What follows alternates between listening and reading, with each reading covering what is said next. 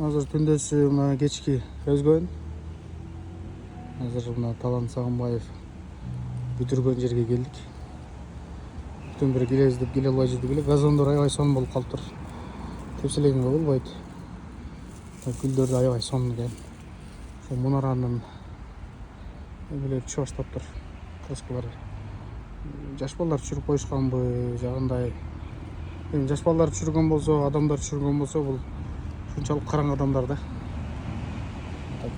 Калгандары кооз дарактардагы отургучтары, брусчаткалар аябай кооз.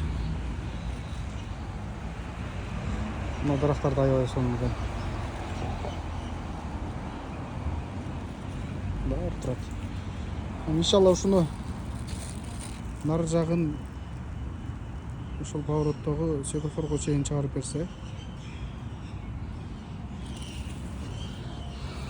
бул жагын болсо дальше нары жакка чыгарып берсе, ылдый жакка чейин мына суу канализацияга түшүп агып кете турган болсо, аябай сонун болмок. Азыр деген суулар кетпейт да, туруп калат. Мүмкүнчүлүгү чектелген инсандарга, коляскасы менен чыкканга аябай удобный экен.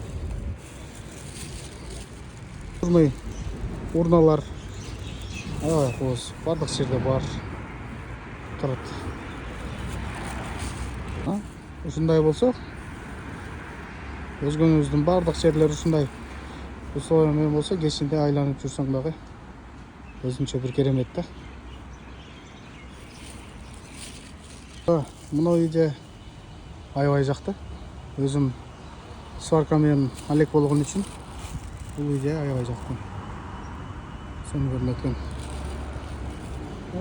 Прочный, кыймылдабайт. Эч нерседен зависимый эмес. Андай басып баратсаң өзүңдү башка шаарда жүргөндөй элестетесиң. Сонун болуп калыптыр.